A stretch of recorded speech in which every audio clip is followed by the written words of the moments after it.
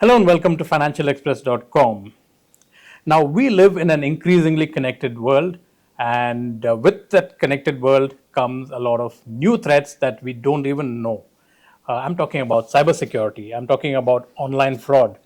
But today, I have with me Mr. Vineet Kumar, who is the global president and co founder of CyberPeace. It's an organization that deals with cybersecurity across the globe, and he's going to give me a perspective on how we can tackle these cybersecurity threats. Now, to put it into context, I think the first thing we need to talk about is the government's ban on online real money gaming, citing cybersecurity threats. So, what's your take on that? Why did the government really have to do this, or was there some other way out of this? I think first of all, I'd like to welcome the move by the government and the promotion of the online gaming platforms was extremely required. And especially when we talk about the real money games, so there are two kinds of games, the real money games and then there are skill-based games. So RMPs, we saw an increased in a lot of cyber fraud related activities, increased in gambling related activities. We saw also increase in activities of cyber slavery and other such money laundering related activity, and finally the terrorism, which was a national security issue. So this was very much required and a welcome move. Now the next step, what I see is even the skill-based games. You would know that there are a lot of multiplayer games where a lot of chat happens, a lot of conversations happen, and again there are a lot of users who are redirected to other platforms where further set of frauds happen with them. The need of the hour is to come up with more such regulations, come up with the rules that can actually somewhat moderate these kind of platforms, the gaming platforms, so that they have a robust content moderation team. They have different kind of technologies and platforms that are there which moderates all these kind of conversation, and at the end trust and safety of the users is extremely important, because there are a lot of end users who are there on this platform. These end users have to be safeguarded so that they don't fall into the trap. And for that, I think it's a welcome move. More on it, I'm sure once the commission comes into power, we'll see a lot of things happening and regulations in place. But do you think this would give rise to new types of frauds now? Because, real money gaming was an avenue for, I'm talking about the Jamtara gang, to make money and keep themselves occupied. So if you look at it in the last year or so, the kind of frauds that they used to do, the simple UPI kind of frauds had come down because probably they were engaged in bigger kind of frauds, the digital arrest kind of fraud and all of that. But now, since this is one area that has been banned, where do you see this the scamsters trying to get into a new kind of area? What are the new threats that could emerge from this? Right. So the new threats that we have been watching closely is the abuse of AI. When AI is being abused now, all these scam hubs that you call. Jamtara is one such example, but there are multiple scam hubs across different parts of India, and there are bigger scam hubs and scam centers globally. So the misuse of AI, wherein AI is used to do voice cloning, and in fact earlier it was quite easy to kind of aware people. We used to inform in the awareness sessions also that all you need to do is identify if there are any grammatical errors in that mail, then that means it's coming from a scammer. But all are now, in fact, generative AI is all over now, and it just takes a few seconds to do, just write a single prompt, and that generates a complete scam email. People have been trying to generate, say, fraud IDs like PAN cards and all that through those generative AI platforms, and then trying to scam and abuse users. So we see the misuse of AI again increasing, though AI has a lot of positive use cases, but it's a powerful tool. The same tool can be misused by these hackers. It's already being misused at different levels right now, which again, government needs to step in and see how we can contain these kind of upcoming new and emerging threats related frauds now. Exactly. So with AI, I mean, these scamsters are always a step ahead, and we are always reacting. Can we become proactive in preventing these kind of cyber threats? Definitely yes. But we must also understand that it's not just the government responsibility alone. Cyber security is a collective responsibility where industry, academia, civil society, government, and netizens, we all need to participate in that entire process. And that's where we'll be able to counter these kind of threats. While government is coming up with regulations and all that, but it is fast to catch up. Like technology is moving super quick. Exactly. Like nobody heard probably Chat GPT a couple of years back. But today everyone, even if you go to the remotest of the corner of the country, you will find people using Gen AI in some way or the other. All your smartphones are now integrated with Gen AI by default. So that's how the technology is changing. So we need to cope up, and I would say the end users at large need to be empowered. They need to be made aware, and they need to also kind of we need to build up like a cohort of first responders across the country. Correct. Who can actually identify these kind of scams, and who can be like, for example, you get a phishing link today. If there could be like a database where all these phishing links could be collected, and at the ISP level, at the internet service provider level, these links can be automatically blocked. That is possibly one kind of a solution, but not a lot of people get defrauded.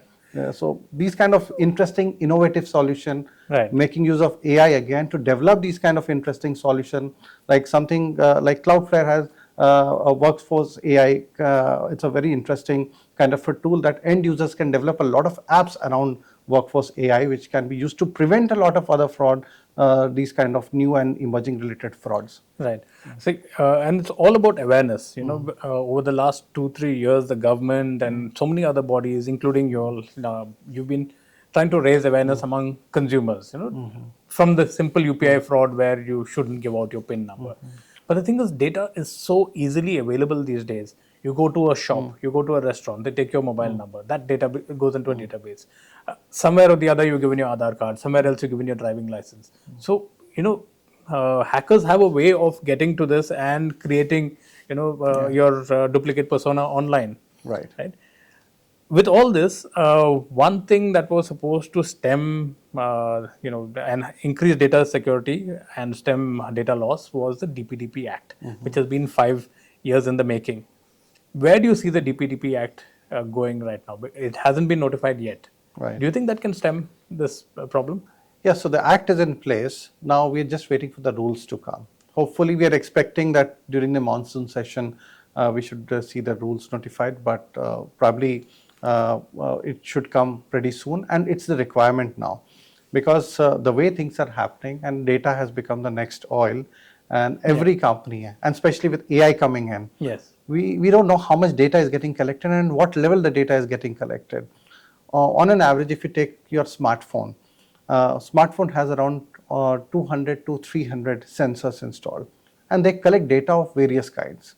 They collect your health data, they collect your basic likes, dislikes, they collect your browsing activity. A lot of it is collected.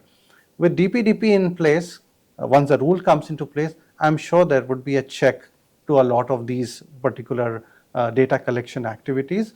And in India, see, we had been a country where we had not been privacy conscious. When we used to probably go in a hotel and ask about somebody, the hotelier used to give information about that individual. We had come through that particular era. And when you fill up a form, if there are 5 mandatory fields and there are 2 optional fields, as Indians, we fill those 2 optional fields as well. So now the entire mindset change has to happen. And slowly, I see the mindset getting changed, people getting privacy conscious, what it was 10 years back, and now there has been a change. But I totally agree with you, once the rule comes into force, that's when these big tech firms and also startups and MSMEs starts deploying it, that's where we'll be able to create a secure and a privacy conscious ecosystem for everyone. Right. So at CyberPeace, are you working with especially MSMEs, since that's a very large cohort of, how are you going about raising awareness there? See, the way we are working is, we work in the areas where in fact there are limited interventions, and MSMEs are one of them. Reason being, like big techs, big companies, telcos, they have required budget to implement security, I would say, protocols and also appliances in that infrastructure. Now, all these attacks, and also we have seen that attacks during Op Sindoor also, we see a lot of attacks happening on our country, not just on the critical infrastructures, but also on the small enterprise, non-profits and others. So we are trying to develop certain solutions, again taking help of the academia also, solutions that can be deployed at the MSME level, and they can keep their network infrastructure safe in case there is a ransomware attack. So that, because for MSMEs, imagine if they have a server, that server itself has all the data and information. If that gets encrypted or destroyed, the entire information is lost. So we deal with those kind of situation on day-to-day basis. So one is we create awareness. We have developed some booklets on MSME cybersecurity, which has been disseminated far and wide. And then we conduct these small awareness boot camps and all, trying to make them aware about different scenarios that happens, developing those standard operating procedures. Like, for example, if the ransomware attack happens, what should be your first response? You should know what you need to do. How do you report a particular issue that you have? How do you seek help? So we are trying to teach them so that they can be cyber resilient, because we cannot say that you can stop cyber attacks from coming. Cyber attacks will keep on coming, and innovation will keep on happening in this particular domain also. But you have to be resilient. You need to know how quickly you can react so that the damage can be limited, and then you can seek the right help from different platforms, entities that are there around. And that's what we do with MSMEs, non-profits and startups who do not have resources at all. Right. Speaking of lack of resources, I think one way of companies saving cost is to go to the cloud, because you have everything served to you as a service, right? Software as a service, everything as a service. But in your experience working with these startups, working with MSMEs, how do they really trust the cloud service compared to having on-premise servers and keeping the data with themselves? They do trust the cloud, but the challenge is because of the limited know-how, like the trusted cloud provider. Yeah. So the thing is, they need to identify what is a trusted cloud, and sometimes we see MSME falling again into some scams and frauds because they opt for certain services which are cheaper, and in return they get duped and scammed in different forms. So that is something that in fact the trust needs to be developed more, so that they need to have a better understanding of a trusted player versus those players which are rogue players, or those who can steal data, those who can actually capture relevant user data or any kind of their operational data and then further misuse it. Right. So that is something that understanding needs to happen within the MSMEs, which slowly through the capacity building programs that Government of India is running, organization like us, we are running.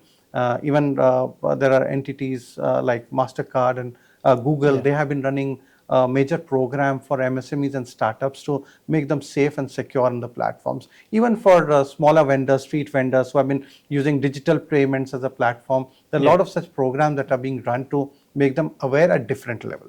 Yes, I think digital payments is a good example. I mean, initially there was so much of resistance to digital payments. Of course, when demonetization happened, they had to move towards digital payments. But there was still a lot of resistance, and a lot of scam happened because of digital payments and the awareness around it. Right. But now I think that is one area which is more or less streamlined. You still don't have too much of a problem there. But the scams have moved on to bigger areas right now. So if I was to ask you, what are like the 4 or 5 main recommendations that you would ask the government to do and individuals or companies to do to prevent cybercrime happening on a larger scale? My recommendation to the government, and we have been actively actually working also to achieve the same, is cybersecurity should be a subject that should be discussed at the village level also. Let's not just talk about it in a tier 1 city or tier 2 city. We have to move out because scams and frauds are happening at mostly in the small towns and villages, where people are the first users. They have got access to the technology recently. They've started moving on to the technology. They've started utilizing, they've started making the payments and all. So that trust in the platform should not be violated. For example, something wrong happens and they feel that, no, this is a risky thing, we should step away. So we should not let the trust break, which now they're trying to develop, which they are now trying to experience about the power of this digital platform. So first responder program, I would highly recommend. Maybe at the panchayat level, we have somebody who gets trained as a first responder, like a master trainer network. That person gets trained and then makes the entire, say, village or the panchayat aware about the scams and frauds. It is also about, you need a trusted person to go. If something happens to me, not everybody is comfortable going to the police. So I need a trusted person to walk up to that trusted person, speak to him or her, that this is my problem, and this is how, I mean, that person can be there to help that particular individual in reporting that particular crime or getting access to certain information. So that is something that we need to do. Even Anganwadi workers and all needs to be trained, so that we have the entire network of these first responders across the country who can help keeping India safe and resilient from these number of cyber attacks happening. And secondly, I would suggest also the academia. I've seen, you must have also experienced that in the Western countries, academia plays a very key role in kind of countering these kind of cyber attacks, because they do a lot of R&D, they develop a lot of interesting tools, again AI based, lot of applications can be made to prevent these kind of frauds and cyber attacks happening. Now the discussion is quantum. People have been talking that probably our neighboring countries have cracked even the RSA. So we are talking about these things. So how do we kind of keep our networks and infrastructures, especially the critical infrastructures, safe from these kind of attacks, the upcoming attacks? So that's where the academia kind of plays a role, where we develop these kind of solutions. The R&D and all gets funded by the government, and then that push again, the public-private participation is also very much required, where the industry comes forward, the academia is there, the government is there, and all of us together we are able to develop these solutions. Because awareness, while awareness is one thing, but awareness is not just that you do a presentation and do's and don'ts and all. Well, it has to reach the last mile, and that is through different means. Like, for example, one of the solutions could be developing a chatbot that is multilingual in nature, where people through conversation understand the importance of security and how they can be scammed, and where they report in case they get scammed. So all of these needs to be developed, and again the ecosystem needs to be created, which India is already working on. We have agencies like certain Computer Emergency Response Team. We have the NCIPC, that is the National Critical Information Infrastructure Protection Center. We have the I4C that is there. So a lot is happening, but it's all about the scale here. Imagine a country, I mean, it's like many countries in one country. We have to think how we can scale it and how we make all these initiatives sustainable. And the society at large also comes forward to make sure that all of these things are controlled, countered, and then the safe is space, the cyberspace is safer and peaceful for everyone. Okay. So before I let you go, one last question. Where do you see, since you work with companies across the globe, with different countries also, where do you see India as a country when it comes to cybersecurity compared to some of the other countries? I see India is full of talent, and it's not just I say talent at one particular technology or space. It's different.